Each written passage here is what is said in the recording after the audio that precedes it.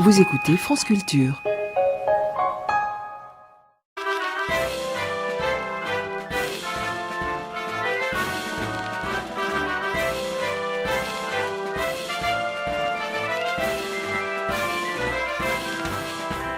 Simone, l'autre jour, j'avais invité une amie à déjeuner et je lui avais préparé une petite marmite de queue de lotte au lait de coco à ma façon, que j'appelle laotienne, mais je l'appelle de cette façon sans aucune validation émanant des autorités gastronomiques laotiennes. Bref, j'avais jeté dans cette marmite, parmi 1001 légumes étonnants, quelques gentils pois gourmands. Et je faisais remarquer à mon ami pendant la dégustation que j'avais eu soin de donner une cuisson courte à ces pois gourmands afin qu'ils gardent un peu de croquant. Là, mon amie acquiesce la bouche pleine, puis, sans crier gare, elle ajoute « comme en Australie ». Je reste interdit. Comment ça, comme en Australie, m'enquiers-je benoîtement. Et elle, de préciser avec un geste là, mais oui, ils font comme ça en Australie. Ils jettent les légumes dans l'eau bouillante, ils les en ressortent quelques secondes plus tard, et voilà, c'est comme ça, ils font comme ça. Je te le dis franchement, Simone, je n'avais pas d'éléments assez fiables pour alimenter le débat. Et j'ai simplement répondu « ah bon ». J'ai pris acte, en somme. J'aurais fait pareil. Et me voilà maintenant rongé par une foultitude de questions qui tournent en rond pour se résumer finalement à une seule question. Agit-on effectivement de la sorte en Australie? Au niveau des légumes, j'entends. Ou bien ai-je été l'innocente victime d'un monstrueux canular? J'entreprends alors un lourd travail d'investigation. Mais pas trace sur tout le web, pourtant toujours très à la page, pas trace de la façon qu'auraient les Australiens de cuire les légumes. Colossal embarras. Aurais-je l'insolent culot de téléphoner à l'ambassade d'Australie et de poser sans détour à l'ambassadeur la question des légumes et de leur hypothétique cuisson express, au risque de passer pour un béotien doublé d'un nigo? Ou bien dois-je tenter d'infiltrer la communauté australienne de France, si tant est qu'elle existe et que j'ai réussi à savoir où elle se terre? Et ai-je une chance, une fois infiltré, de leur extorquer la vérité sur le mode de préparation traditionnel, entre guillemets, des légumes?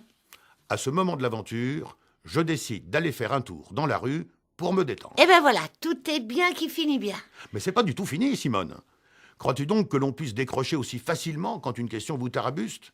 Non, tout au contraire, les doutes m'assaillent de plus belle. Si ça se trouve, me dis-je, mon ami est allé en Australie il y a longtemps, il y a peut-être 15 ans, à une époque où la cuisson des légumes obéissait encore à ce code très particulier d'ébouillantage à la va-vite. Mais le monde a bien changé en 15 ans, et l'Australie elle-même a changé plus vite encore que le reste du monde, si bien que cette prétendue coutume de fast cooking des légumes est peut-être considérée aujourd'hui par tous les Australiens raisonnables comme une vieillerie, un anachronisme lourdeau, une survivance dont tout le monde se félicite qu'elle n'ait pas survécu. Mais oui, si ça se trouve. Oui, mais si ça ne se trouve pas, en dépit de ces 15 ans révolus, l'Australie continue de blanchir le légume plutôt que de le cuire. Quand mon ami a prononcé la phrase, source de tous mes tourments, la courte phrase « comme en Australie », que se serait-il passé, Simone, si nous avions été entourés d'une soixantaine d'Australiens actuels? Auraient-ils unanimement acquiescé, en disant dans leur langue « mais oui, c'est bien ça, tout à fait, c'est comme ça que nous faisons en Australie », ou bien se seraient-ils récriés, en disant « mais non, mademoiselle, vous faites fausse route, on cuisinait les légumes comme ça, autrefois, il y a 10 ou 15 ans. Mais maintenant, c'est dû passer cette histoire. On cuit les légumes beaucoup plus longtemps. Et même pour tout vous dire, mademoiselle, on les cuit plus longtemps que tous les peuples de la planète. Regardez voir, hein, là ce sont toujours les Australiens qui parlent, regardez voir, en 2010, un navet, nous le faisons cuire 12 heures, nous autres les Australiens. Un salsifis, 40 heures. Des pois gourmands, 26 jours. On peut en reparler demain? Oui, mais j'ai hâte d'y être.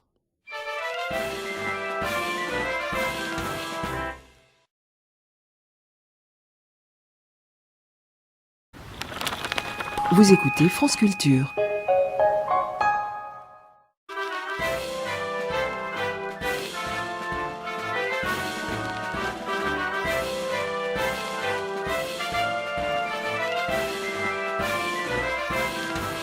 Simone, vite, vite, reprenons la conversation que nous fûmes contraints d'interrompre hier, faute de temps. Mais oui, vite, vite, vite, vite.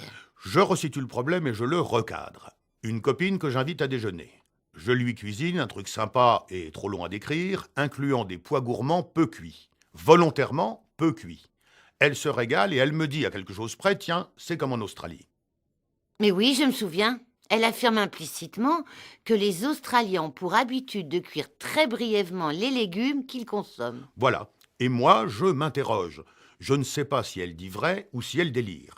Et dans le cas où la réalité ne confirmerait pas ces allégations, j'ignore si elle se trompe ou si elle ment. J'ai évoqué l'hypothèse dans laquelle nous aurions été entourés, à ce moment précis de l'énigme, par une brochette d'Australiens contemporains. Lui aurait-il donné raison ou bien l'aurait-il vigoureusement démenti? Va savoir, Édouard. J'ai décrit hier le cas où les Australiens en question auraient opiné du chef, avec beaucoup de naturel, le cas où ils se seraient fait un plaisir de confirmer que leurs habitudes culinaires consistent, en effet, à cuire les légumes à toute vitesse. Ça simplifierait tout. Oui, ça donnerait raison à mon ami et l'incident serait clos. Mais la vie parfois nous joue des tours, je ne te l'apprends pas, Simone. Pour un peu, le chef de file de cette bande d'Australiens se serait approché de mon ami et il lui aurait dit « Mademoiselle, vous êtes en train d'induire votre copain en erreur. Vous lui parlez d'une coutume ancestrale qui n'a plus cours chez nous depuis plus de 10 ans. Et vous auriez dû lui répondre non pas comme en Australie, mais plutôt comme en Australie autrefois. » Et là, regarde les choses en face, Simone. Ça signifie que c'est moi qui me suis planté. C'est moi qui aurais dû, plutôt que d'acquiescer silencieusement à son fameux « comme en Australie », c'est moi, si j'eusse été un peu dans le coup, c'est moi qui aurais dû lui rétorquer « Pardonnez-moi ma chère, comme en Australie certes, mais comme en Australie autrefois ». Et à ce moment-là, mon ami n'eût pas eu d'autre porte de sortie que de convenir de la vétusté de son information. Elle eût été forcée d'avouer que son expérience de l'Australie datait de 15 ans et qu'elle n'avait, depuis lors, nullement suivi l'évolution des habitudes légumières du peuple australien. Au lieu de quoi je me suis tu, comme un bonnet. Tu vois le choix que j'ai fait. Dans le doute, dans l'ignorance, je me suis abstenu. Alors que je me serais grandi si j'avais eu, tel un vrai cartésien, le front d'opposer à ma copine une posture dubitative. J'aurais simplement lancé « Ah oui, t'es sûr de ça ?» Et elle se serait dit « Celui-là au moins ne s'en laisse pas compter. Il ne prend pas pour argent comptant la première proposition venue. Il réfléchit, il se remet en question, il remet la vérité en question. C'est un intellectuel, il est formidable. » Elle t'a peut-être, toutes choses égales, d'ailleurs trouvé formidable. Oui, à condition qu'elle ait été sûre de son coup. Si elle avait, en s'exprimant, la certitude, convenablement étayée, que les Australiens n'ont pas changé leur façon de faire depuis 15 ans. Alors elle s'est dit, voilà un homme ouvert qui n'a pas peur d'apprendre quelque chose. Mais si elle n'avait pas cette certitude, si elle s'avançait au flanc, alors elle a pu se dire, voilà un béni oui-oui qui acquiesce comme un bonnet à tout ce qu'on lui dit. Il n'est pas exclu qu'elle m'ait alors méprisé. Tu me donnes la nuit pour y réfléchir? Ça marche. Mais demain, à 17h55, on remet le couvert. Pardon, hein, mais c'est trop important.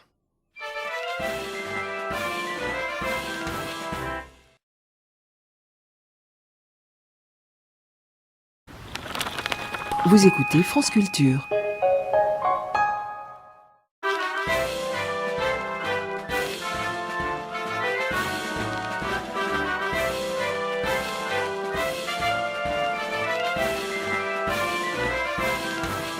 Simone, c'est l'heure. Il nous faut coûte que coûte nous sortir du guêpier légumineux australien. Je ne vois pas de quoi tu parles. Il faut donc que tu aies perdu la mémoire, Simone. Voilà 3 jours que nous planchons sur cette affaire. Affaire que je résume ainsi. Une amie vient déjeuner. Je lui cuisine une marmite de côtelotte façon laotienne. Dans cette marmite, des pois gourmands cuits à point, c'est-à-dire pas trop cuits. Elle en apprécie le croquant. Je souligne la cuisson délibérément brève. Et elle en approuve les conséquences en affirmant « c'est comme en Australie ». Tu te rappelles mon désarroi. Je n'avais jamais entendu dire que les Australiens avaient pour habitude de consommer les légumes en les cuisant peu. Un petit tour dans l'eau bouillante et c'est tout. Moi non plus, je n'avais jamais entendu dire ça. Oui, mais toi tu t'es pas trouvé en présence d'une personne qui t'affirme que c'est comme ça que ça se passe en Australie. Et par conséquent, tu t'es jamais trouvé dans l'obligation de te positionner. Moi si. C'est pas la mort. Je n'ai pas dit ça, mais c'est compliqué de se positionner quand on ne connaît pas le sujet. Si on approuve la proposition alors qu'elle est erronée, on passe pour un niais. Si on la conteste alors qu'elle est avérée, on passe pour un rabat-joie. Et si dans le doute on se tait, alors on risque fort de passer pour un niais doublé d'un rabat-joie. Finalement, quelle fut ma condition à l'issue de cet épisode douloureux? Je n'en sais rien, puisque je ne sais toujours pas ce qu'il en est effectivement des mœurs australiennes au niveau des légumes. Les ont-ils toujours peu cuits et continuent-ils d'agir ainsi? Les ont-ils peu cuits autrefois et les cuisent-ils longuement aujourd'hui? Ou encore les ont-ils toujours cuits longuement Autrement dit, ne les ont-ils jamais cuits brièvement, auquel cas je me suis fait posséder comme un gamin par cet ami, par ailleurs exquis en tout point? Fais des recherches sur Internet. Mais tu te payes ma tête, Simone, je te l'ai dit dès notre premier entretien. Mes longues et patientes recherches sur le web ont été totalement infructueuses. Aucun site ne sait nous renseigner sur les rapports qu'entretiennent ni qu'entretinrent les Australiens avec leurs légumes. Qui que l'on soit, on en est réduit à de piteuses conjectures. Je vais plus loin. Durant toute mon enquête, Simone, j'ai eu la sensation que tout le monde se fiche de cette question comme de l'an 40. Pas un seul de mes interlocuteurs outristes n'a semblé vouloir ou pouvoir s'investir sérieusement dans la recherche de la vérité sur ce terrain mouvant des Australiens et de leurs légumes. Je me suis senti seul comme rarement. Je suis là. Non, Simone, tu n'es pas là. Tu m'écoutes, mais tu affiches une moue désenchantée. Tu te dis, je l'entends comme si tu le hurlais, tu te dis, mon Dieu, quelle importance. Tu brûles de me dire, mon pauvre chéri, tu te mets la rate au courbouillon pour des vétilles. J'avoue que... Ouais, je le savais. Tu t'es mis dans la tête que cette histoire est insignifiante. Tu t'es convaincu que la question de savoir si les Australiens cuisent, ont cuit ou cuiront leurs légumes brièvement ou longuement, que cette question est dérisoire et ne mérite pas qu'on lui consacre 3 entretiens tout entiers. Il y a de ça. Et au moins l'honnêteté de le dire, Simone. Et je vais te dire ce que t'as gagné avec cette indifférence narquoise. T'as gagné que je ne dirai plus un mot sur le sujet. Dont acte. Et dès que je vois passer l'ombre d'un remords, je t'appelle.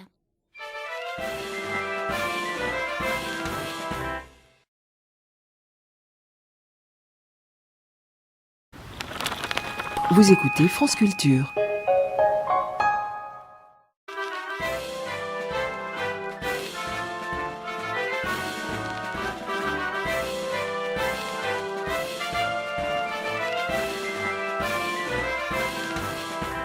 Simone, tu le sais, je t'en ai déjà parlé 100 fois, l'information sportive prend de plus en plus de place dans les journaux. Des pages et des pages de suppléments sportifs dans la presse papier et surtout d'interminables comptes rendus dans la presse audiovisuelle.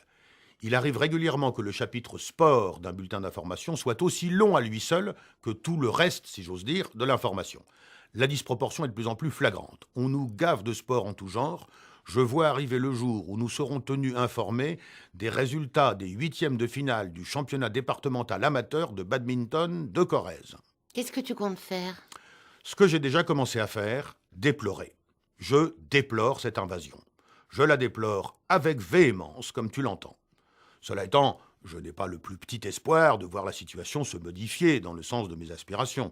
Je sais que le sport prendra encore plus de place dans la formation dans les années et décennies qui viennent. Je sais que ni mes larmes, ni ma véhémence n'y changeront quoi que ce soit. C'est une cause perdue, je suis parfaitement lucide sur ce point. Alors à quoi bon? Eh bien, je prends date, Simone. J'annonce publiquement que je déplore. Oui, je le dis bien haut, je déplore. Et je renouvellerai cette annonce au moins 2 fois l'an, aussi longtemps qu'on me laissera un espace pour la rendre publique. Mon objectif, je pourrais dire mon ambition, est que tous ceux qui sont complices de cette navrante invasion de l'information sportive sachent, et qu'ils le sachent pertinemment, qu'il y a dans le pays au moins un bonhomme qui déplore cet état de fait. Ça ne les empêchera pas de dormir, ça aussi j'en suis bien conscient. Ça ne les empêchera pas davantage de favoriser encore et encore l'invasion du sport dans les infos. Ça ne changera en rien le cours de l'histoire. Mais ils ne pourront pas ignorer, ces mordus du sport que pratiquent les autres, soit dit en passant. Parce que le sport, c'est ceux qui en parlent le plus qui en font le moins. Fermons la parenthèse. Ils ne pourront pas ignorer qu'un gars, au moins un, c'est de moi que je parle en l'occurrence, qu'un gars a déploré, déplore et déplorera le gâchis intellectuel dont ils sont les complices. Ça leur fait une belle jambe. Je sais, mais j'ai ma conscience avec moi. Si un jour, un mouvement de masse vient à s'élever contre cette extension hégémonique des informations à caractère sportif, et que quelqu'un se demande comment il est possible qu'on n'ait pas réagi plus tôt, je serai alors en mesure de dire, avec un soupçon de dédain, « Moi, les amis, j'ai toujours déploré ce truc-là. Ils te demanderont de le prouver. Et tu seras mon témoin. Tu pourras dire, d'aussi loin que je connais François Rollin, il a toujours déploré, au moins 2 fois par an, la place progressivement prépondérante occupée dans les journaux d'information par les courses cyclistes, les compétitions de volley-ball, les championnats d'Europe d'escrime et tout le Bataclan. Je ne vais pas énumérer tous les sports dont on nous abreuve. La liste à elle seule tiendrait plus de place dans notre conversation que tout ce que j'ai dit avant. Précisément, c'est un peu là qu'est la difficulté. Lutter contre l'invasion du sport, c'est encore parler de sport, non? C'est possible. Et dans ce cas, parlons d'autre chose. Laisse-moi déplorer bien fort une dernière fois pour aujourd'hui. Voilà qui est fait. Et parlons d'autre chose. Veux-tu que nous parlions du CAC 40? C'est entendu. demain. Mais je te préviens, il y a du déplorage dans l'air.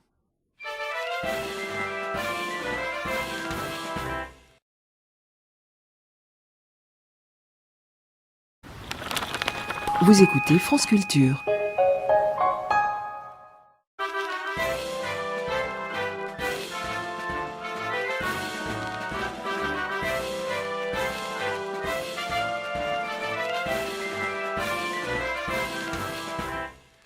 Simone, je ne suis pas sociologue et je n'ai ni l'intention ni les moyens de le devenir. Peut-on pour autant m'interdire de décrire une tendance de notre société qu'il me semble pouvoir observer ? Je parle de la tendance, pas de la société.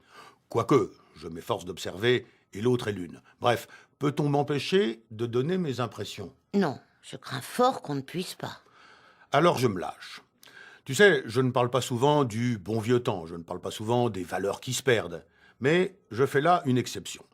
Il me semble que depuis quelques décennies, quelque chose dans les rapports sociaux au sens très large, quelque chose se perd, de l'ordre de la civilité, de la gentillesse, de la courtoisie.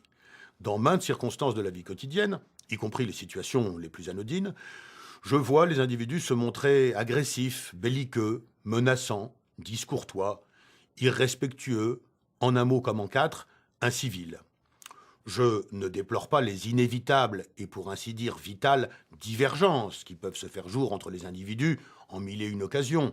Divergences d'opinion, divergences d'intérêts, divergences des codes sociaux. Je ne les déplore pas. Elles sont la vie. Elles seront là aussi longtemps que vivra l'homme libre. Pour autant, au moment de réduire ces inévitables divergences, au moment de régler ces petits ou grands conflits, il n'est pas indifférent d'utiliser les voies diplomatiques, faites de respect, de courtoisie, de civilité et même de sourire, ou de leur préférer les lois de la brousse, faites de violence, d'intimidation, de brutalité, d'incivilité. Que les militaires ne soient pas civils, je le conçois, puisqu'aussi bien ils ont annoncé dès le début la couleur. Mais nous, les civils... Toi, moi, nous tous. Oui. Comment se fait-il que nous succombions si souvent à la tentation de la violence et de l'incivilité ? Tu m'as doublé à la caisse du supermarché.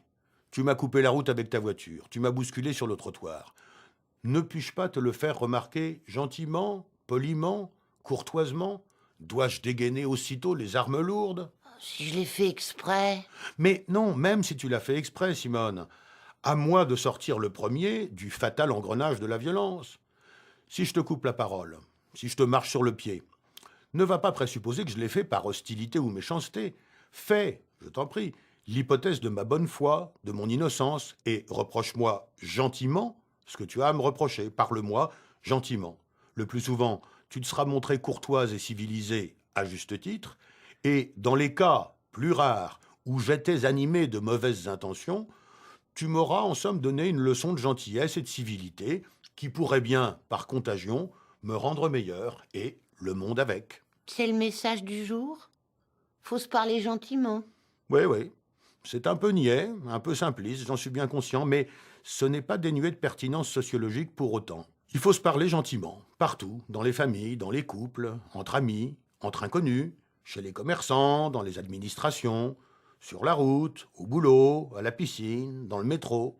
Il faut se parler gentiment, poliment. L'exemple suisse, en dépit de toute l'hypocrisie que tu peux y déceler, est éclairant à cet égard. Une société dans laquelle les gens se parlent gentiment est une société plus agréable à vivre. Et la qualité des rapports individuels est un paramètre important de cette qualité de vie que nous appelons chaque jour de nos vœux. Je ne sors pas de là, il faut se parler gentiment. Nous avons tous des progrès à faire, nous pouvons les faire, faisons-les. Et maintenant, Simone, moque-toi comme à ton habitude et dis-moi « Merci, monsieur le curé », mais dis-le-moi gentiment. Merci, monsieur le curé.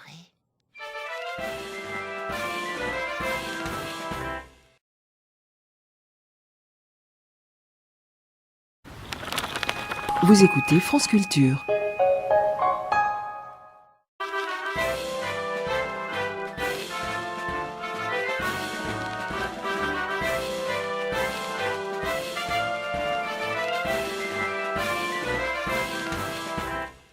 Tu Tu vois, Simone, ce qui fait de France Culture une station de radio formidable, c'est bien sûr tout ce qu'il y a dedans, si j'ose ainsi m'exprimer, mais c'est aussi ce qu'il n'y a pas. C'est quoi qu'il n'y a pas? De la publicité, de la pub, l'envahissante, l'assommante, l'omniprésente pub. Enfin, pas tout à fait omni, puisque précisément quelques rares espaces dont le nôtre sont épargnés. J'ai comme l'impression que tu n'aimes pas la pub. C'est pire que ça, Simone, je l'abhorre. Je hais toutes les formes de publicité. J'adhère, du reste, à la thèse de certains experts qui affirment que le bilan de la publicité pour la société, pour la collectivité des hommes, est globalement et fondamentalement déficitaire, négatif. Le monde serait meilleur sans publicité, c'est mon credo. J'entends parler ici et là de publicité mensongère, mais c'est un pléonasme. Toutes les publicités sont mensongères. La publicité, c'est le mensonge. C'est pas nouveau. Non, non, mais ça empire. Il est déjà bien loin le temps de la réclame qui se contentait de citer le produit et d'en énumérer à peu près objectivement les qualités. Désormais, la publicité nous prend définitivement pour des demeurés. Et du reste, elle fait de nous, si nous n'y prenons pas garde, des demeurés. La publicité tente de nous faire croire que les banques, les assurances, les mutuelles, la grande distribution agissent par philanthropie, qu'elles sont préoccupées de notre intérêt, de notre plaisir et même de notre bonheur. Plus le mensonge est gros, plus ça passe. Alors, on nous le dit, non, les magasins trucs-choses n'ont pas pour moteur le profit, comme je le pensais naïvement, mais mon bien-être. Ils se décarcassent, ils se plient en quatre pour me faire plaisir, parce qu'ils sont profondément généreux et soucieux du bonheur de l'humanité. Tiens, cette promotion sur les boîtes de lentilles, par exemple, ils ne l'ont pas imaginée pour s'enrichir encore un peu plus, non. Ils l'ont consenti pour moi, pour nous, pour que notre vie soit meilleure. C'est tellement gentil de leur part. Ils ont tellement bon cœur. Surtout les banquiers. Oui. Et ce voyagiste, lui non plus, n'aspire pas spécialement à s'en mettre plein les poches. Non, ce qui le préoccupe, c'est que je puisse passer de belles vacances et que je sois plus heureux. C'est pour ça qu'il fait 10% de réduction sur les vols pour le Mexique. C'est pour mon bien, pour mon plaisir. Et il le fait quitte à se ruiner. Doublement d'ailleurs. Puisque déjà, il me vend le billet à perte. Il perd de l'argent pour que je puisse voyager moins cher. Et il en repère pour me faire savoir qu'il en perd pour moi. Il paye quelques dizaines de milliers d'euros à des stations de radio pour me faire savoir dans son message publicitaire qu'il risque d'avoir à se serrer la ceinture tellement il s'est privé pour assurer la réussite de mes vacances. Les assurances. Oui, je me demande bien comment elles font pour dégager des bénéfices aussi monstrueux, pour se payer des sièges sociaux aussi luxueux, pour verser à leurs cadres dirigeants des salaires de nabab, alors qu'elles ont tout sacrifié, leur publicité me le répète, à mon bonheur et à ma tranquillité. Et non, Simone, tu ne rêves pas, non seulement ces sociétés se saignent en notre faveur, mais en plus elles se ressaignent en frais de publicité pour bien faire savoir à tout le monde qu'elles se saignent. On en pleurerait.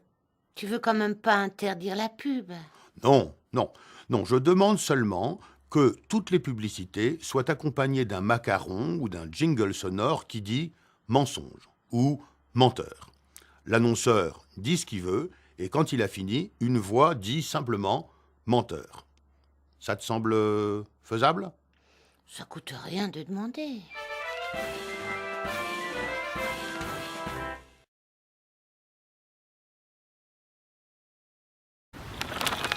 Vous écoutez France Culture.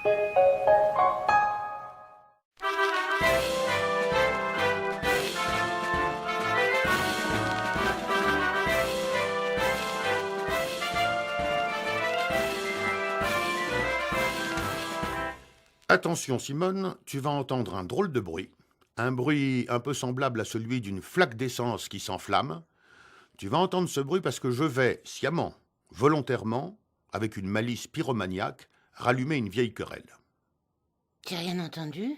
Attends que je mette le feu aux poudres. Ce ne sera pas long, j'y viens du reste. Pourquoi, Simone, a-t-on décidé, et qui a décidé, de nommer les aveugles non-voyants et les sourds malentendants? Il n'y a rien de blessant dans la tranquille objectivité des mots aveugle ou sourd. Alors, quelle sorte d'hypocrisie, quel avatar de bien-pensance a-t-il pu nous conduire à substituer à ces mots sobrement descriptifs des néologismes hasardeux et bancals. Ça y est, j'ai entendu le bruit. Amusant, non? Tiens, il y a quelques heures, je côtoyais à la terrasse d'un café un monsieur aveugle, qui m'inspira immédiatement beaucoup de sympathie. Dieu sait pourquoi. Sa voix, ses gestes, son sourire étaient sympathiques, m'étaient sympathiques. Et je me suis dit, il est vraiment sympa cet aveugle. Fallait-il alors que je me reprenne? Venais-je de penser de travers? Devais-je aussitôt rectifier et penser, il est vraiment sympa, ce non-voyant? Ce terme ne m'est pas venu, je te le dis franchement, Simone. J'ai même l'impression que, s'il m'était venu, il m'aurait rendu l'homme légèrement moins sympathique. Il m'aurait éloigné de lui. Tu comprends? Ma pensée bienveillante et déjà presque affectueuse s'était dirigée droit vers lui. Je n'avais dès lors pas envie de le définir comme quelqu'un à qui il manque quelque chose, ce que l'expression non-voyant crie bien haut, mais comme quelqu'un qui a une caractéristique qui le caractérise. Tu me pardonneras la redondance. La dénomination non-voyant à mes oreilles ne le protège pas, elle dit plutôt au royaume des voyants, voici un non-voyant, un infirme, un pas fini, un qui n'a pas quelque chose qu'il faudrait avoir. Bref, et c'est là une sensation toute personnelle, je me sentais plus proche de cet homme en le nommant en moi-même aveugle que s'il m'avait fallu le nommer non-voyant. Quel objectif poursuis-tu en me racontant ça? Je te l'ai dit en commençant, je m'offre le plaisir de rallumer une vieille querelle. J'attise à ma petite échelle une bataille d'Hernani. Parmi ceux qui m'entendent, en dehors des 20% qui s'en fichent complètement, il y aura 40% de gens pour dire que j'ai bien raison et 40 autres pourcents pour dire que je ferais mieux de me taire. C'est ça qui m'électrise. Relancer un débat qui semblait assoupi, réveiller le volcan, souffler sur les braises d'une vieille polémique. Ce n'est sans doute pas très glorieux, mais ça me plaît. Ça me plaît d'autant plus que l'enjeu est assez mince. J'hésiterais davantage à rallumer la querelle, que dis-je, la guerre, des Dreyfusards et des anti-Dreyfusards. L'affaire est bien plus grave.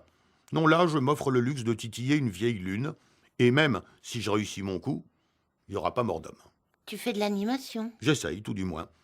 Les querelles de mots ont pour moi un charme érotique. Que des gens sains d'esprit puissent s'empoigner verbalement, mais véhémentement, pour savoir s'il est plus péjoratif de dire de quelqu'un qu'il est sourd ou qu'il est malentendant, ça m'excite. Je pourrais y passer moi-même des heures. C'est assez inutile, je te l'accorde, mais ça l'est moins que beaucoup de débats qu'on nous inflige. Parler des mots, c'est parler de la langue, c'est parler de notre patrimoine commun. Ça a toutes les vertus d'une amicale partie de pétanque. Ça a un arrière-goût d'éternité. 10 000 ans ne suffiront pas pour trancher la question de savoir s'il est plus respectueux, plus fraternel, de nommer aveugle un non-voyant ou au contraire non-voyant un aveugle. On en reparlera. Oh, j'espère, Simone, j'espère.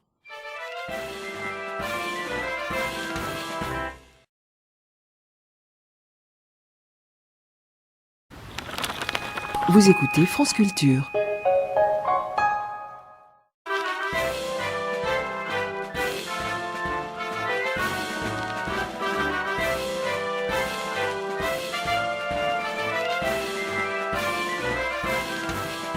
Simone, si on parlait un peu de rire... On pourrait pas rire directement, plutôt? Une autre fois, mais là c'est pas le sujet. Je voudrais attirer ton attention sur le fait qu'il y a deux sortes de gens sur Terre. Ceux qui, mis en présence d'une matière M, savent dire par avance si elle va faire rire ou non le public auquel elle sera présentée, et ceux qui au contraire sont obligés d'attendre la réaction du public pour pouvoir dire si la matière était en effet drôle ou ne l'était pas. Une matière? Oui, bon, c'est le mot que j'ai trouvé pour regrouper toute une gamme de propositions, mots d'esprit, situations, discours, sketchs, répliques, saillies. Bon, en réalité, plutôt que ce mot ambigu de matière, j'aurais pu dire quelque chose. Le problème étant alors d'être capable ou non de dire si quelque chose va faire rire ou non. Et par ailleurs, j'ai parlé de public. La notion est un peu étroite. J'aurais pu dire assistance, auditoire, interlocuteur, récepteur, spectateur. J'aurais pu dire des gens. Le problème devenant donc de distinguer ceux qui savent d'instinct si quelque chose va faire rire des gens, de ceux qui devront attendre la réaction effective de ces gens pour se prononcer sur la drôlerie de la chose. Est-ce qu'elle a un nom, cette capacité à anticiper la réaction de l'auditoire? Non, pas à ma connaissance. Et de surcroît, elle est répartie d'une façon inattendue. Je connais des gens très drôles en eux-mêmes, certains en ont même fait leur métier, mais qui ne savent pas dire, avant d'avoir confronté quelque chose à des gens, si les réactions de ces gens sera de rire, un peu, beaucoup, franchement ou pas du tout. Ils se prononcent a posteriori, ils ont besoin de tester la chose dans la réalité. Et je connais d'autres gens, pas rigolos du tout, ou même un peu sinistres sur les bords, qui peuvent à coup sûr juger de ce qui est drôle et de ce qui ne l'est pas, ou plus exactement de ce qui suscitera un rire et de ce qui n'en suscitera pas. Comme tu le vois, j'ai décidé pour simplifier de qualifier de drôle quelque chose qui suscite le rire et de pas drôle quelque chose qui n'en produit pas. C'est un peu réducteur. Oui, je sais, parce que ça revient à occulter l'importance des circonstances. Dans quelles circonstances la chose a été présentée et à quelle sorte de gens, se trouvant eux-mêmes dans quelle sorte de circonstances, voilà les questions qu'il faudrait poser. Mais je te l'ai dit, j'ai choisi de simplifier. Je souhaitais juste pointer du doigt cet étrange paradoxe qui fait que la capacité de faire rire n'est pas liée à la capacité de se prononcer sur la drôlerie de quelque chose. Moi, par exemple, Simone, je suis pas spécialement marrant dans la vie, en tout cas beaucoup moins que certains. Et cependant, si tu me soumets quelque chose, un texte, un mot, une situation, je suis capable de te dire si ce quelque chose est drôle, c'est-à-dire provoquera des rires. Et je ne me trompe jamais. Bon, encore une fois, c'est pour simplifier que je dis jamais. Dans la réalité, jamais n'existe pas plus que toujours. Mais en simplifiant, je crois bien que je possède cette capacité d'anticipation et mon gros problème, c'est que je ne sais pas trop de quoi elle est faite. Je la constate et je constate que je ne la constate pas chez certaines personnes, pourtant diablement drôles au résultat. Très bien. Ce que tu viens de nous expliquer là, par exemple, c'était drôle? Non. Seule ma manière de l'expliquer a peut-être eu le don de faire rire quelques auditeurs. En revanche, ta question, impertinente, soudaine, pleine de sous-entendus dubitatifs, elle était drôle, ta question. Je sais donc à quelle catégorie j'appartiens, parce que je m'en serais pas douté une seconde.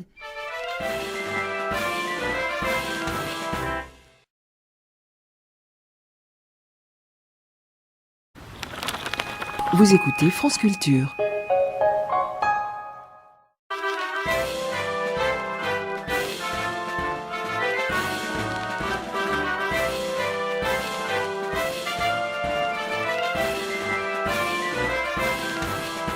Simone, tu sais que j'ai quasiment pour habitude de commenter l'actualité au moment où elle a déjà refroidi. Il y a assez de voix pour oser des commentaires à chaud. Je préfère quant à moi laisser un peu d'eau couler sous les ponts et m'exprimer après la bataille. C'est un choix que je respecte. Merci Simone. Je suis donc autorisé à évoquer une grève des éboueurs qui a récemment plongé la ville de Marseille dans le chaos. Et j'ai entendu à cette occasion de nombreux journalistes de la radio ou de la télévision annoncer avec lyrisme et émotion que Marseille était, à un moment donné, encombrée de plus de 10 000 tonnes de déchets. Tu crois que c'était pas vrai? Si, sans doute, c'était vrai. Ce qui m'a frappé, c'est l'emphase dramatique avec laquelle les susdits annonçaient ce chiffre de 10 000. Et le fait qu'ils auraient souligné avec autant d'emphase à peu près n'importe quel autre chiffre, vu que le concept de tonnes de déchets n'est pas un concept qui parle naturellement à nos entendements. Je pense que si j'avais pu subtiliser leur papier et le corriger à leur insu, ces journalistes auraient pu dire avec la même fougue qu'actuellement, Marseille est submergée par plus de 30 000 kilos de déchets, ou en sens inverse, qu'à l'heure où nous parlons, Marseille est submergée par plus de 10 millions de tonnes de déchets. C'est le ton qui compte, finalement. Le chiffre en lui-même ne veut rien dire pour le commun des mortels. C'est fréquent, ça, que les chiffres nous parlent de manière un peu abstraite. Oui, surtout les grands et gros chiffres. Il ne reste plus alors qu'à se fier au ton du déclarant. Tiens, si je te dis par exemple que l'œuvre intégrale de Victor Hugo représente plus de 100 millions de caractères, tu comprends immédiatement qu'il s'agit d'une œuvre volumineuse. Mais tu aurais compris la même chose si j'avais dit 10 millions, 1 milliard ou 10 milliards. Dans tous les cas, tu aurais compris à mon intonation que c'est beaucoup. Mais tu n'aurais pas davantage analysé le chiffre en lui-même. Et du reste, tu l'aurais probablement pas retenu. En astronomie, on atteint des records. Tout à fait. On est confronté dans ce domaine à des chiffres énormes, dont on dit très justement qu'ils dépassent l'entendement. Ils n'ont, pour le vulgum pecus et pour moi, que le sens que tu veux bien leur donner. Dis-moi par exemple que l'univers compte plus de 100 milliards d'étoiles. Tu m'impressionnes. Mais je suis tout aussi impressionné si tu me dis qu'il en compte plus de 20 000 milliards. Même à 15 milliards, je suis déjà tout ébouriffé. Et je me dis en moi-même, oh là, c'est énorme. Ce sont les limites du cerveau humain. Sans doute. Tiens, puisque tu parles du cerveau, sais-tu, Simone, combien un cerveau humain moyen compte de cellules?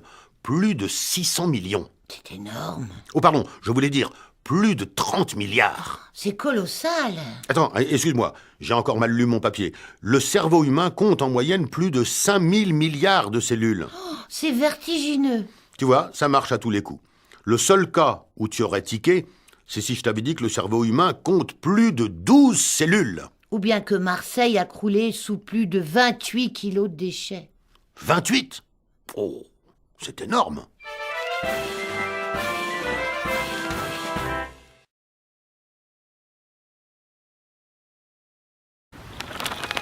Vous écoutez France Culture.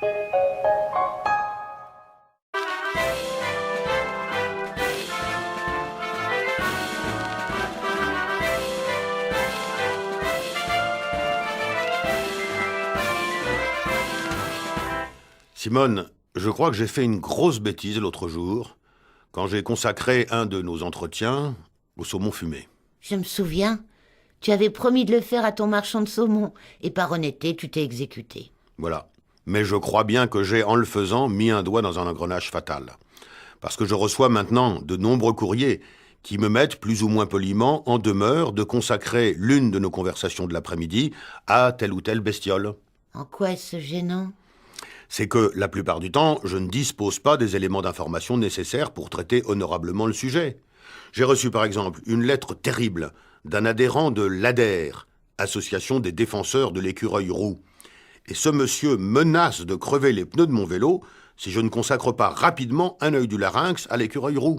Et qu'est-ce qui t'en empêche ? Rien stricto sensu, mais que veux-tu que je raconte ? Qu'est-ce que j'en connais, moi, de l'écureuil roux ? Si, j'en vois bien de temps en temps qui grimpent dans un arbre ou qui traversent la route, mais ça s'arrête là. C'est facile. Tu vas sur Wikipédia et tu nous régurgites tout ça, l'air de rien. Ouais, c'est en effet ce que j'ai fait.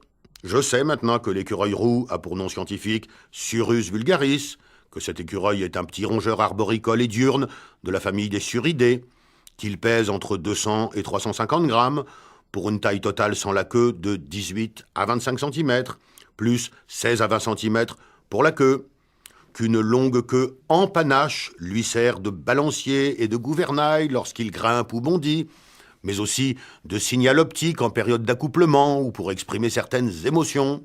Longévité ? Longévité en liberté 6 à 7 ans au maximum et 10 ans en captivité. Tu vois, c'est parfait.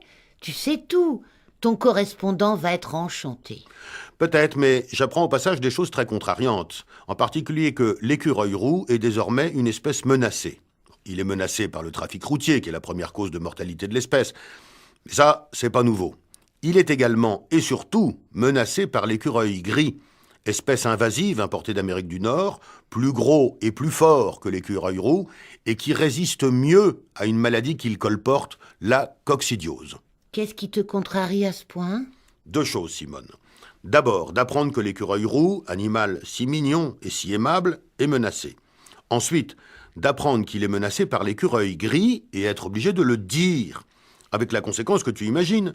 Je vais recevoir une lettre d'un adhérent de l'ADEG, Association des défenseurs de l'écureuil gris, qui va m'accuser de calomnie, comme ça s'est passé la dernière fois, quand j'ai dit que le saumon sauvage était meilleur que le saumon d'élevage, et que j'ai reçu une lettre de 40 pages du président de l'ACUSE, Association des consommateurs et usagers du saumon d'élevage, qui m'accusait de partialité, qui veut me faire un procès. Si c'est comme ça, on peut plus parler de rien.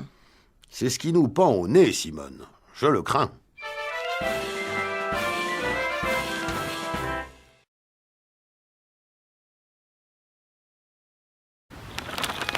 Vous écoutez France Culture.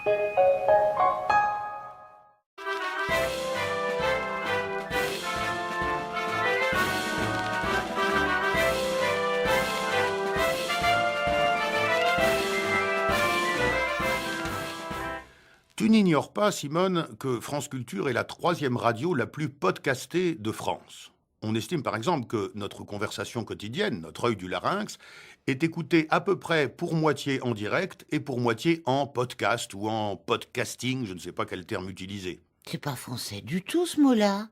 Podcast. Non. Et du reste, la CGTN, la Commission Générale de Terminologie et de Néologie, s'en était émue et avait proposé il y a quelques années l'équivalent français diffusion pour baladeur, ou sa variante québécoise balado-diffusion. Le ridicule a eu raison de cette proposition, et désormais ceux qui ne veulent pas prononcer le mot de podcast lui préfèrent celui de téléchargement. Aujourd'hui, pour simplifier, permets-moi d'employer le mot le plus couramment utilisé pour désigner ce dont je te parle, le podcast. Permission accordée. Or donc, nous sommes abondamment podcastés. C'est très réjouissant par certains côtés, mais il y a une limite. Si le podcasting prend trop d'importance, il arrivera un moment où nous ne serons plus une station de radio à proprement parler, mais une simple banque de programmes. À ce moment-là, Plus besoin de grilles de programme, plus d'événements en direct, plus de rendez-vous situés dans le temps. France Culture ne serait plus qu'un catalogue de programmes. Bon, tu te connectes quand tu veux, tu télécharges les émissions qui t'intéressent, tu les écoutes quand tu veux. C'est très commode par certains côtés, mais il n'y a plus d'identité France Culture, tu comprends? Oui, je comprends. Je dis que ce serait dommage. Qu'est-ce que tu comptes faire? Bah, je ne veux pas pénaliser les podcasteurs, ils ne l'ont pas mérité. Et cependant, je souhaite encourager un peu les auditeurs à nous écouter aussi en direct. C'est pourquoi je vais, Simone, séance tenante, donner une combine archi simple pour gagner 20 000 euros. Cette combine sera accessible en totalité à l'heure normale de notre diffusion, c'est-à-dire maintenant. En revanche, elle sera délibérément caviardée dans le module à podcaster, et par conséquent inutilisable. Les podcasteurs comprendront que 20 000 euros faciles à gagner leur sont passés sous le nez, et ils seront plus motivés pour nous écouter une fois de temps en temps en direct. Voici cette combine. Vas-y, je note.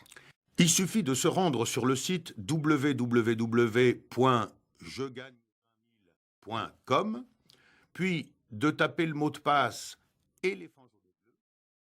Ensuite, répondre à la question posée, la bonne réponse étant tomate. Et pour finir, entrer ses coordonnées personnelles en précisant le code A62F53. Vous recevrez alors un chèque de 20 000 euros. C'est pas tant, non? C'est parfait. Mais je pense aux podcasteurs qui, en t'entendant demain ou après-demain, ou plus exactement ne t'entendant pas, seront rongés de remords. Il ne leur restera donc que les yeux pour pleurer? Oui. Et il faudra que ça leur serve de leçon. À force de frustration, ils finiront par renoncer au podcasting et la partie sera gagnée. Machiavélique. Oui, et j'ajoute...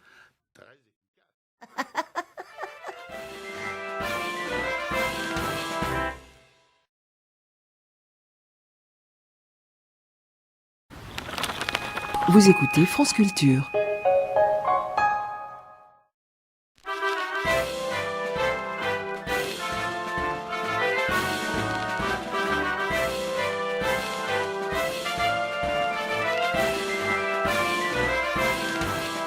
Simone, mon destin est bien cruel. J'ai perdu de précieuses heures dans ma vie à me battre pour des causes perdues. Enfin, sur le moment, elles n'étaient pas perdues, sinon je ne me serais pas battu. C'est par la suite qu'il m'a fallu admettre ma défaite. Je reprends donc.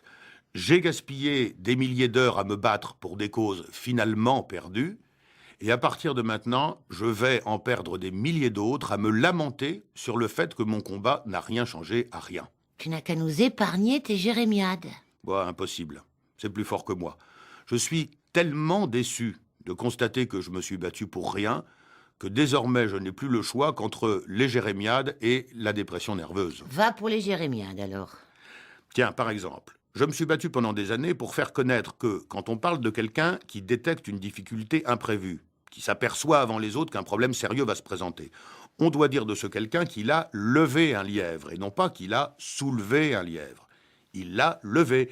Il a fait sortir ce lièvre de son gîte, le gîte étant au lièvre ce que la tanière est à l'ours ou le nid à l'oiseau.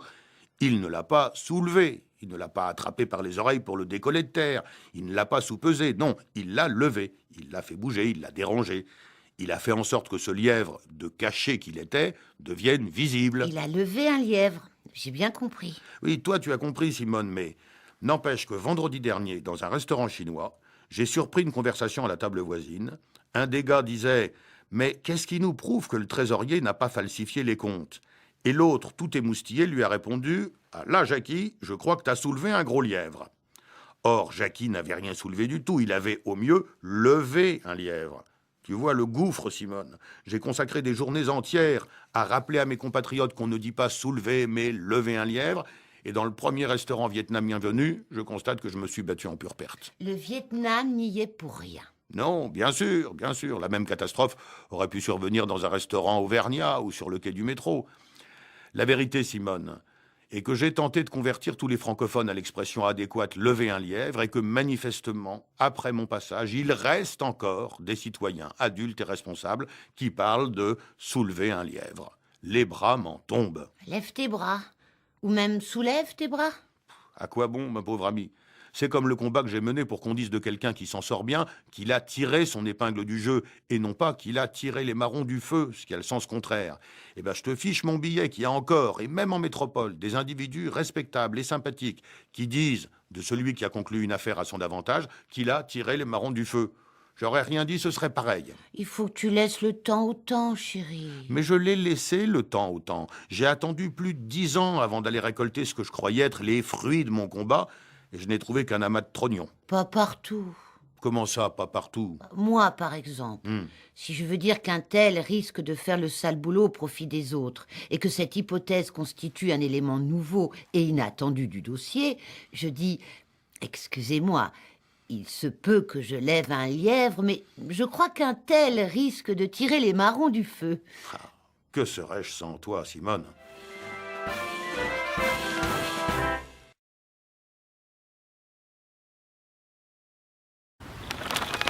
Vous écoutez France Culture.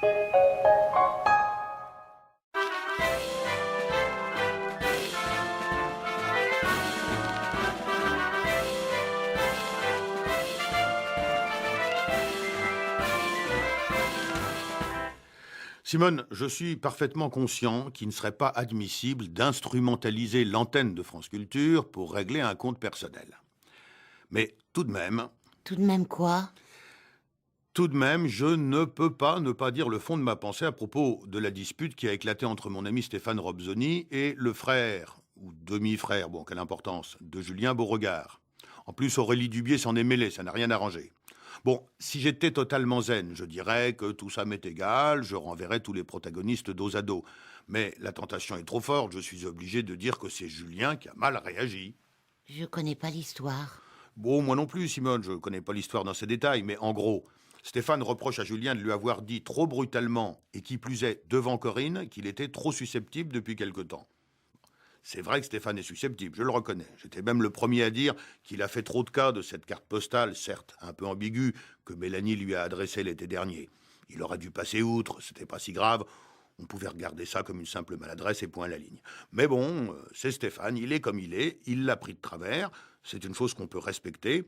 À partir de là, est-ce que Julien était le mieux placé pour venir lui dire que sa susceptibilité posait un problème à tout le groupe? J'en suis pas sûr. Ils se connaissent depuis 13 ans, ils savent l'un et l'autre que personne n'est irréprochable, non? Si j'ai bien compris, le problème n'est pas qu'il l'ait dit, le problème est qu'il ait choisi de le dire devant Corinne. Mais arrête, Simone, il n'a rien choisi du tout. Julien était véritablement et sincèrement préoccupé par la susceptibilité maladive et croissante de Stéphane. Il s'est fait un devoir d'ami de le lui dire. Il se trouve que Corinne était là au moment où il a eu l'occasion de le lui dire. Je vois pas de crime là-dedans. Sauf que Corinne était parfaitement au courant de la carte postale de Mélanie. Oui, c'est vrai. Et alors? Elle a rien dit, Corinne. Et s'il y a bien quelqu'un qu'on peut pas accuser de manquer d'indulgence à l'égard de Stéphane, excuse-moi, c'est Corinne. À la limite, quitte à ce que ce truc-là soit dit devant un tiers, il valait mieux que ce soit devant Corinne que devant n'importe qui d'autre. T'es pas d'accord? Je sais pas quoi te dire. Ah, tu sais pas, ouais. Parce que Julien a toujours été en admiration devant toi, alors ça te flatte. Et puis tu lui passes tout. Mais si tu voulais bien essayer d'être un peu objectif, tu reconnaîtrais que Stéphane est typiquement le genre de bonhomme qui aurait accepté de recevoir une critique de son ami Julien si cette critique ne s'était pas exprimée, comme par hasard, au moment précis où Corinne, entre parenthèses une des meilleures amies de Mélanie, si c'est pas sa meilleure amie, était présente. Moi, excuse-moi Simone, je suis peut-être un peu entier, mais c'est comme ça, c'est ma nature. J'estime que Julien a suffisamment d'occasions de faire des mises au point avec son ami pour ne pas les faire justement au moment où son ex, parce que c'est son ex, tu le sais très bien, vient lui rendre visite. Et d'ailleurs, il y aurait pas mal de questions à se poser sur cette visite. Qu'est-ce que tu sous-entends? Moi, rien, Simone, rien. Je connais ta position, tu vas me dire que ça n'intéresse pas nos auditeurs. Je n'affirme rien. Je me pose la question.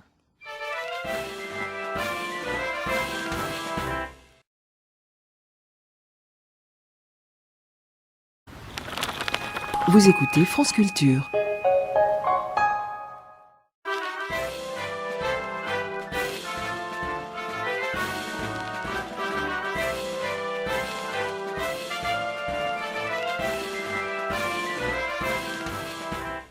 Simone, j'ai eu une apparition la nuit dernière. Enfin, je veux dire, une apparition m'est apparue, il m'est arrivé une apparition, je sais pas, c'est pas comme ça qu'on dit. Enfin, j'ai été témoin d'une apparition. Bref, une apparition. Voilà, une apparition brève.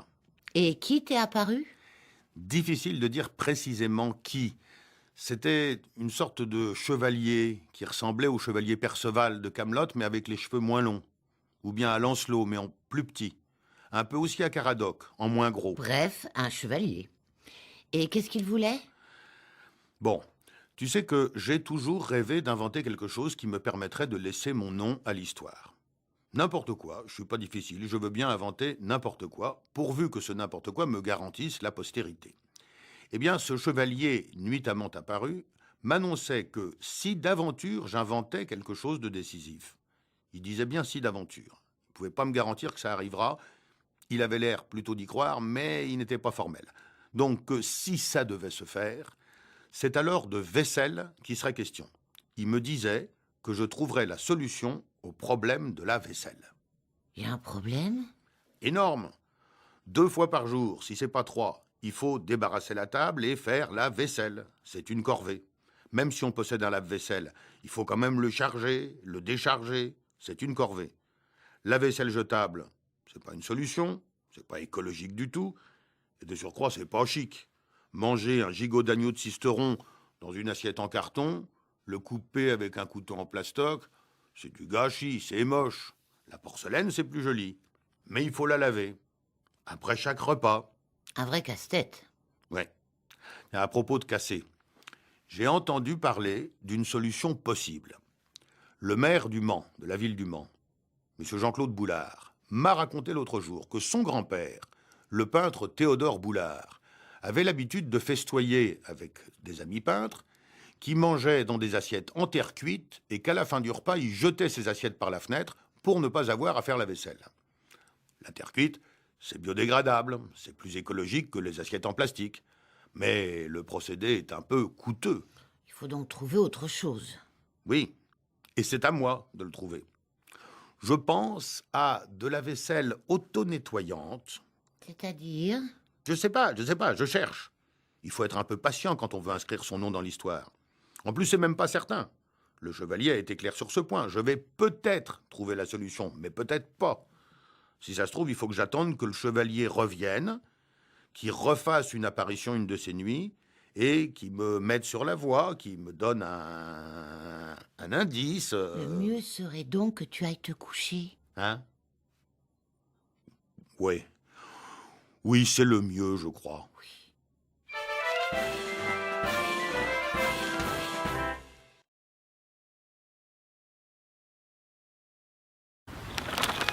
Vous écoutez France Culture.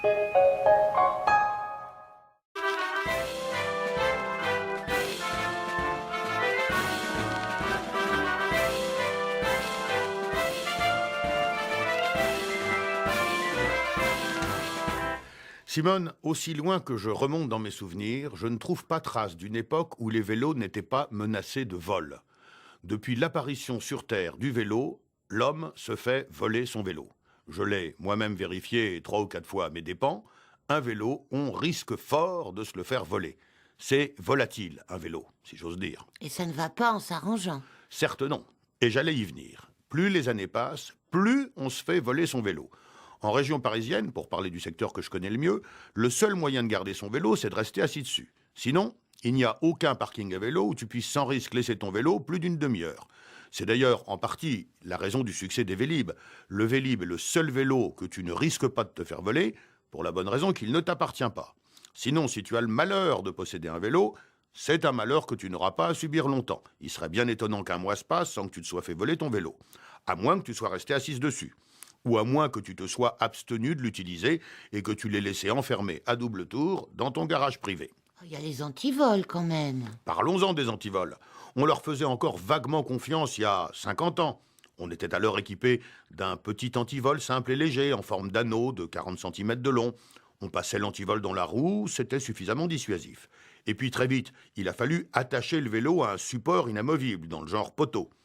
Il y a 40 ans, on passait déjà aux antivols plus lourds et plus sophistiqués, en câbles métalliques épais, bientôt doublés d'une chaîne renforcée. Il y a 30 ans, la prudence élémentaire consistait à avoir sur son vélo 2 antivols de gros calibre, qu'on attachait à un gros support vraiment inamovible, et de préférence en face du commissariat. Aujourd'hui, Simone, tu peux bien t'équiper de 40 antivols. L'espérance de vie de ton vélo en région parisienne n'excède guère 8 jours. Il n'y a plus d'emplacement dédié au vélo aux abords des établissements scolaires parce que plus personne ne se hasarderait à y laisser un vélo, même en plein jour. Conséquence, si on excepte les utilisateurs de Vélib, le nombre de ceux qui osent se déplacer à vélo est en régression constante. La pratique non sportive du vélo appartient au passé. C'est bien dommage. Oui, c'est bien dommage. Et c'est parfaitement lamentable. Mais ça soulève surtout une question à laquelle j'adorerais qu'on me réponde. Où sont donc tous ces vélos volés? Où sont-ils passés, tous les vélos volés? En 50 ans, pour reprendre cette période, il y a eu beaucoup plus de vélos volés qu'il n'y a de voleurs de vélos. Chaque voleur de vélo est par conséquent potentiellement largement équipé. Où vont les millions de vélos restants? Où sont-ils? Très loin d'ici, probablement. Peut-être, mais où? Pour les voitures volées, on connaît à peu près les filières, on sait à peu près où elles sont revendues. Mais les vélos, je n'ai jamais entendu émettre la moindre hypothèse sur la position géographique du gouffre où disparaissent nos millions de vélos volés. Bon, je note la question du jour. Où sont les vélos volés? Tiens, note-en une autre, Simone, qui n'est pas moins angoissante. Que fait la police? C'est vrai ça. Que fait la police?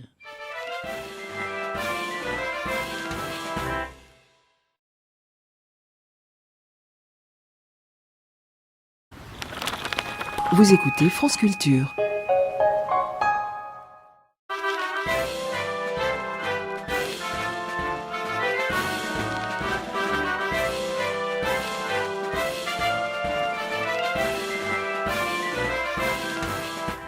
Simone, tu sais que je me plains souvent que mes combats ne mènent nulle part, que mes interventions à la radio ne changent rien à rien. Oui. Par exemple, tu t'es battu pour qu'on dise 20 € et non pas 20 €. Et je ne veux pas te faire de la peine, mais j'entends encore des gens dire 20 €. Oui, et ce n'est pas le seul exemple, il y en a des centaines. Mes efforts sont généralement vains. Mais pas toujours. Et c'est avec une bonne nouvelle que je débarque aujourd'hui. Dis-nous vite, je n'y tiens plus. Tu te souviens, Simone, que nous avons fixé ensemble, il y a quelques semaines, le ratio idéal pour un sandwich du pain par rapport à la garniture. J'avais en effet déploré, dans le cas des sandwichs au jambon par exemple, le poids extravagant du pain qui entoure souvent la malheureuse tranchette de jambon. Après mûre réflexion, nous avions fixé ce ratio idéal à 1,34, tu t'en souviens? Oui.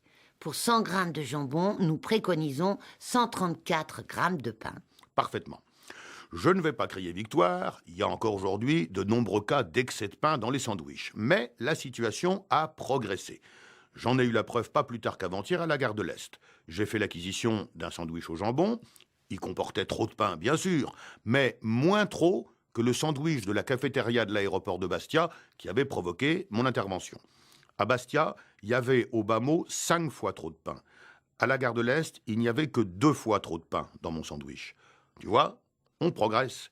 Il a suffi que j'intervienne solennellement sur cette antenne et l'excès de pain a déjà reculé d'un facteur de 2,5. Pardon, mais tu es sûr de ne pas généraliser un peu hâtivement?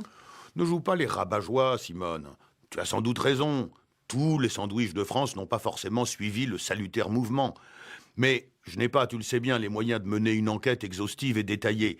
Et je préfère penser que tous les sandwichs évoluent partout dans le bon sens. Quitte à pécher par optimisme, je prévois même un retour au ratio idéal pour 2015. À condition, bien sûr, que je ne lâche pas l'affaire. À condition que je rappelle au moins une fois par semaine cet objectif de 1,34. Oh, il faut aussi compter sur nos auditeurs. Oui, bien entendu.